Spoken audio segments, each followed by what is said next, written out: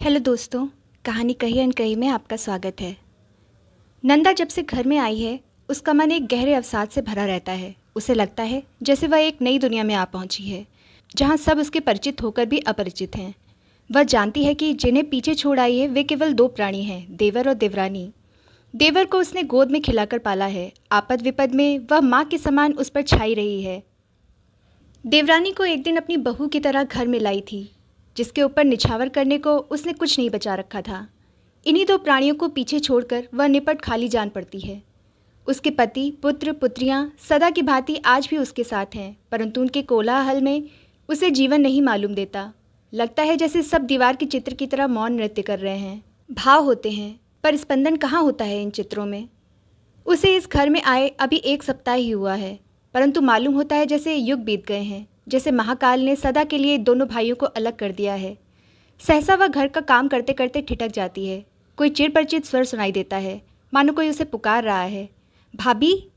लेकिन अल्पचेतना की दशा भंग होती है तो देखती है कि उसका छोटा लड़का गौरा खड़ा हुआ कह रहा है, भाभी सुना नहीं तुमने? स्कूल को देर हो गई, रोटी दो मुझे। वह कांप उठती है। देवेन भी कभी ऐसे ही आकर पुकारता था।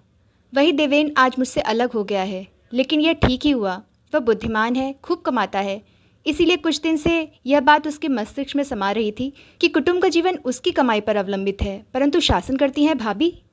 और शायद यह भी सोचा था कि भाभी का परिवार बड़ा है। मूर्ख कहीं का, विवाह करते ही उसने अपने को परिवार से अलग कर लिया। मैंने अच्छा ही किया। कल को महाभारत मचता, रही सही मोहब्बत भी मिट जाती। गलती मेरी भी है, वह जवान हो गया था और मैं उसे निपट अजान बालक ही समझती रही। पर मैं क्या करूं?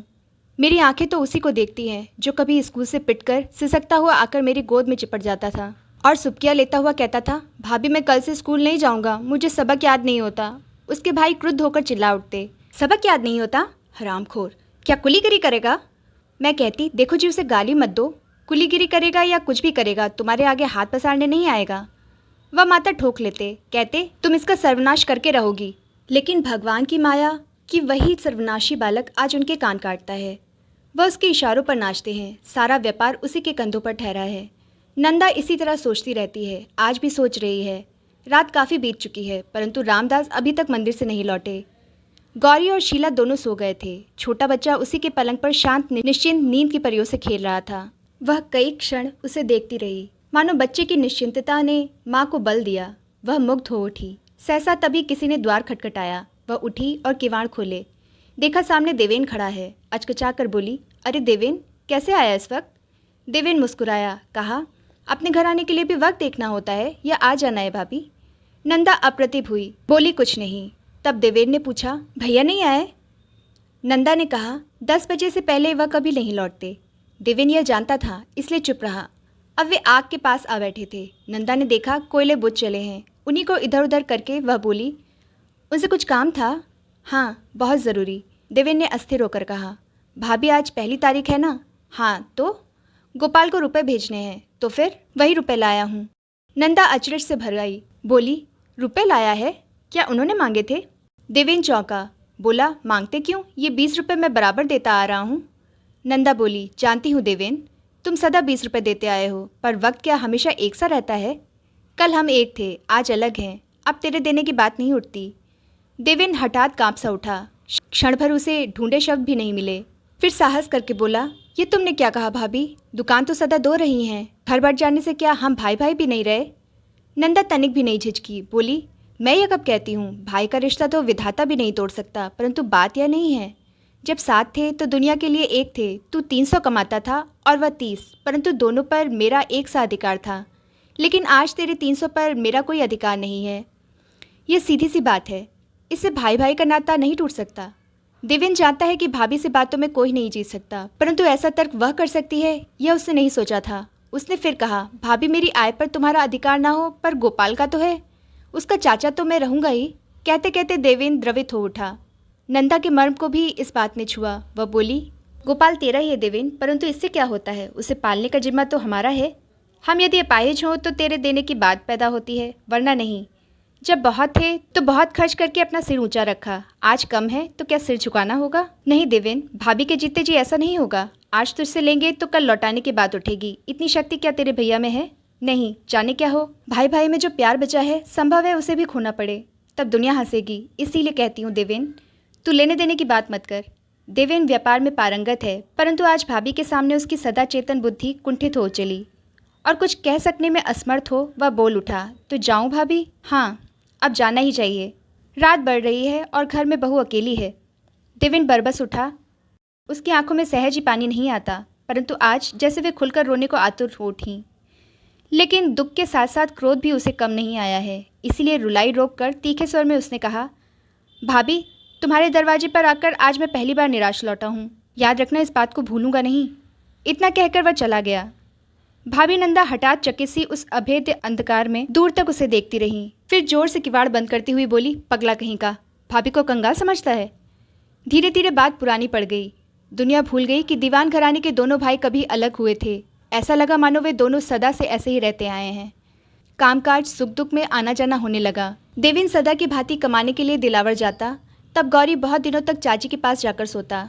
एक दिन बड़े लड़के गोपाल ने कॉलेज की पढ़ाई समाप्त कर ली। उसे साइंस में विशेष योग्यता का प्रमाण पत्र मिला। उसने माँ को लिख भेजा, मैं डॉक्टरी पढ़ने जाऊँगा। नंदा ने गदगद होकर अपने पति से कहा, सुनते हो, गोपाल डॉक्टरी में जाना चाहता है। रामदास ने सुन लिया। उनका भी मन गदगद हो उठा, परंतु मार्ग को रोककर जो चट्टान उनके सामने पड़ी है वह क्या सरलता से हटाई जा सकती है? इसीलिए कहा, जाने के लिए मैं मना नहीं करता, परंतु पैसे के अभाव में काम कैसे चलेगा? नंदा बोली, रुपए नहीं है, यह कहकर क्या लड़के की जिंदगी बिगाड़ी जा सकेगी? पैसे जुटाने के लिए परमात्मा ने बुद्धि सभी को दी है। पुत्र का पक्ष लेकर नंदा ने पति पर जो चोट की, उससे रामदास तनिक भी विचलित नहीं हुए। वह धर्मपरायण व्यक्ति की तरह मान बैठे हैं कि विधाता जो कुछ करते हैं ठीक करते हैं, परंतु नंदा का विधाता पर इतना गहरा विश्वास नहीं है। इसीलिए वह धीमे पड़कर बोली, एक बात मुझे सूझती है। क्या? मेरे पास जो गहने हैं उन्हें बेच दीजिए। उनसे लगभग 2000 रुपये आपको मिल सकते हैं। बाकी आपकी दुकान है, उसे गिरवी रख दो, धीरे धीरे छुड़ा लेंगे। रामदास सहसा चिहुक उठे। कहा, क्या कहती हो तुम? नंदा समझ गई कि दुकान की बात ने मर्म पर चोट की है। बोली, और रास्ता ही क्या है? रामदास ने उसी तरह दुखी मन से कहा, मैं कुछ नहीं जानता। बाप दादों की जायदाद को छूने का मुझे कोई अधिकार नहीं है। अब नंदा का नारीत्व जाग उठा। क्रुद्ध स्वर में बोली, तो लड़के का गला घोंटकर मार डालने का अधिकार तो तुम्हें मिला होगा ना, उसी को पूरा कर लो। हाय रे भाग्य, कैसे कुल में जन्म लिया उसने, जहाँ उसे जीने का हक भी नहीं है। लेकिन क्रोध में इतना कहकर दूसरे ही क्षण उसे अपने ऊपर ग्लानि हो आई। उसने देखा रामदास बेबस से उसे देखने लगे हैं। उसका मन छटपटा उठा। आखिर वह करे भी क्या? वह गोपाल के पिता हैं। उसका उज्जवल भविष्य उनके बुढ़ापे का एकमात्र अवलंब है, परंतु पैतृक संपत्ति की ममता उसकी समझ में ठीक ठीक नहीं आई। उसने कुछ सोचकर धीरे से कहा, तो एक काम करो। क्या? मैं देवेन को बुलाती हूँ, आप उससे कहना दुकान रखकर मुझे रुपए दे दो। इस प्रकार बाप दादों की जायदाद कुटुंब से बाहर नहीं जाएगी। और फिर उत्तर की प्रतीक्षा किए बिना लड़के को पुकारा, गौरी, ओ गौरी, जा अपने चाचा को बुला ला, कहना भाभी बुला रही हैं अभी। लेकिन गौरी जाए इससे पहले देवेन आप उधर आ निकला। बोला, भाभी, सुना है गोपाल डॉक्टरी पढ़ना चाहता है? हाँ भैया, वही बात सोच रहे हैं। बड़ी सुंदर बात है भाभी। भगवान की कृपा से 4 साल के बाद हमारे कुटुंब में भी एक बड़ा आदमी हो जाएगा। भाभी और भैया दोनों गदगद हो आए। भाभी बोली, तेरे मुंह में घी शक्कर देवेन, पर बात रुपए पर आकर अटक गई है, इसीलिए तुझे बुलाने भेज रही थी। देवेन हठात चौंका। मुझसे कुछ काम था? कहो भाभी। नंदा ने रामदास की ओर देखा, मानो कहा, मेरा जो काम था वह मैं कर चुकी, अब आप कहो। रामदास को बेबस बोलना पड़ा। धीरे धीरे अटक अटक कर कहा, देवेन, गोपाल के लिए रुपए चाहिए, इसलिए तू मेरी दुकान गिरवी रख ले। देवेन ने सुन लिया। सुनकर सन्न सा रह गया। वाणी अवरुद्ध हो उठी। नंदा ने उसे देखा। वह समझ गई कि जिस व्यथा के कारण देवेन सन्न रह गया वह आकस्मिक अधिक है। इसीलिए समझाकर बोली, देवेन, बात असल में इतनी है कि हम नहीं चाहते कि कल को दुनिया कहे कि माँ बाप ने जायदाद के मुंह में पड़कर औलाद का गला घोंट दिया, और फिर यह भी बुरा होगा कि बाप दादा की जायदाद गैर लोगों के हाथों में पड़े। इसलिए तू उसे ले ले, हम ना भी छुड़ा सके तो अपने ही घर रहेगी। देवेन को अब वाणी मिली। बोला, भाभी तुम ठीक कहती हो, ये व्यवहार की बातें हैं, और व्यवहार कुशल आदमी बहुत दूर की सोचता है, परंतु कभी कभी जो अपने सबसे पास है उस पर उसकी दृष्टि नहीं पड़ती। नंदा नहीं समझी। वह फिर बोला, सोचूंगा भाभी, ऐसे कामों में जल्दी करना अच्छा नहीं होता। देवेन की इस बात से भाभी और भैया दोनों अनमने हो गए। सच तो यह है कि उन्हें यह स्वर अच्छा नहीं लगा। देवेन चला गया। नंदा की मुद्रा जटिल हो गई। प्रश्न हल करने का जो गुर उसने ढूंढ निकाला था, उसने तो प्रश्न को और भी जटिल कर दिया। लेकिन अब वह क्या करे? तीर कमान से निकल चुका है। उनका डर सच निकला। संध्या होते होते देवेन ने कहला भेजा, मैं दुकान नहीं रख सकूंगा। 3 दिनों के बाद देवेन जब परदेश जाने की तैयारी कर रहा था तो उसकी पत्नी विद्या घबराई हुई आई। बोली, अजी तुमने कुछ सुना क्या? जीजी जी ने अपना सब जेवर बेच दिया। सुनकर सहज भाव से देवेन ने कहा, जानता हूँ, भाभी गोपाल को डॉक्टरी पढ़ाने भेज रही हैं। जेवर का इससे अच्छा इस्तेमाल और क्या हो सकता है? विद्या उसी तरह बोली, और आपके भैया ने अपनी दुकान उठा दी है। वह किसी के साथ कपड़े की दुकान खोल रहे हैं। अब देवेन चौंका। कहा, यह किसने कहा तुमसे? शची की बहू ने। उसी के मालिक के साथ तुम्हारे भैया ने साझा किया है। वे रुई का सौदा करने की बात सोच रहे हैं। देवेन अनमना हो गया। बोला, भैया रुई का सौदा करेंगे? जी, वह आप खूब रुपए कमाना चाहते हैं। सचमुच? न जाने क्या हुआ कि उसके हृदय में एक विचित्र घबराहट भर चली। उसका स्वर शिथिल होने लगा। वह शून्य में ताकता हुआ कहने लगा, विद्या, भैया ने परसों मुझसे भी कहा था। उत्सुक विद्या बोली, क्या कहा था? कि मैं उनकी दुकान लेकर उन्हें रुपए दे दूं। फिर क्या? मैंने इनकार कर दिया। विद्या ने गहरी सांस ली। कहा, ठीक तो किया। सगे संबंधियों से लेन देन करना दुश्मनी पैदा करना है। हाँ विद्या, भाभी ने भी एक दिन मुझसे यही बात कही थी। उनकी बातें मैं खूब याद रखता हूँ, परंतु भैया धर्मभीरू व्यक्ति हैं। वह सौदा करना क्या जाने। विद्या बोली, औलाद को पालना भी तो धर्म है। गोपाल से जब इतनी आशा है तो उसके लिए सब कुछ करना होगा। देवेन अब मुस्कुरा उठा।